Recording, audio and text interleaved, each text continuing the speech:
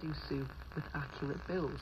Well, Ben Smith is a blogger for the website Mobile Industry Review, and he's written a lot about Vodafone lately. And Ben, Vodafone's complaints have been falling. Now they're...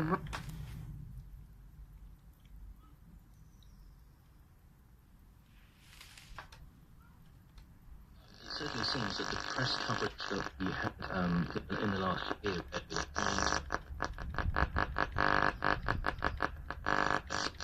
and actually maybe encouraging people to complain if they had issues that they were already unsatisfied with but hadn't actually taken any action.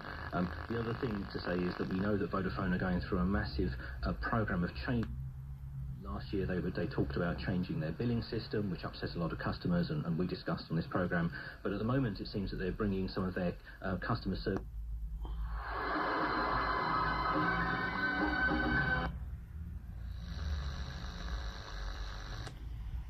That story on the way for you in just a couple of moments. The Labour leader Jeremy Corbyn, who of course we've heard from this morning, has said in his first major speech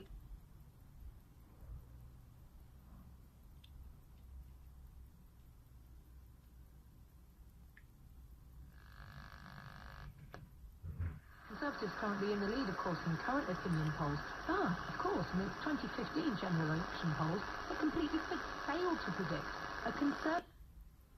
Professor Patrick Sturgis is from Southampton University.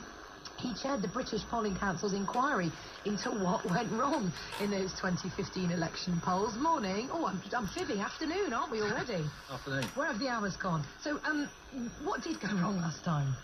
Well, yeah, we looked into what had gone wrong in 2015. There were a lot of theories buzzing around at the time. Maybe people, late swing, people had changed their minds after the final polls, or, turn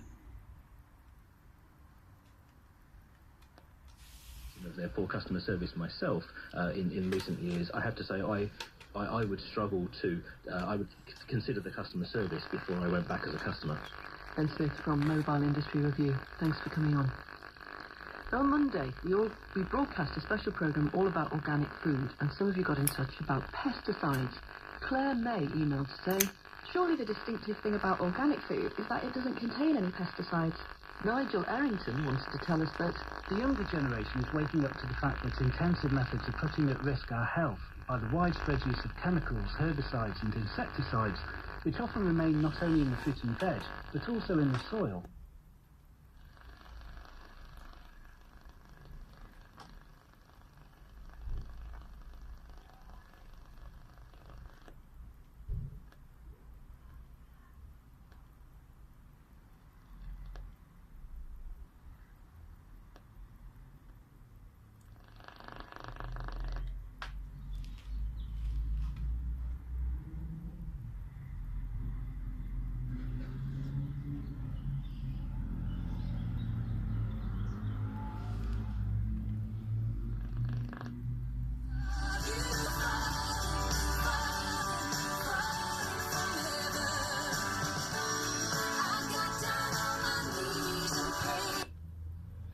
Win. So, I mean, although बहुत प्यार और मोहब्बत के साथ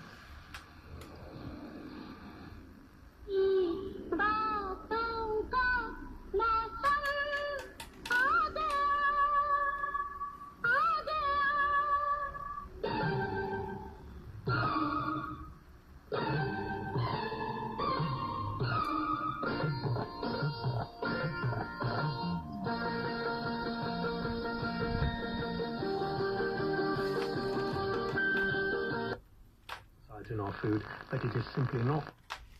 Organic food contains no pesticides.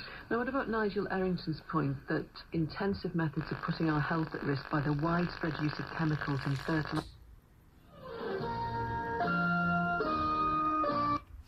Groups to make sure that soup's being stirred all the time. That's right, and so it's a challenge to get particularly sort of demographic groups that they're often the ones that aren't likely to turn out and vote, are the ones that aren't too bothered to agree to do a survey. So that's a problem, and the pollsters certainly have been looking at various ways of both getting different kinds of people into their samples in the first place, but then also with the kind of the statistical wizardry that they apply.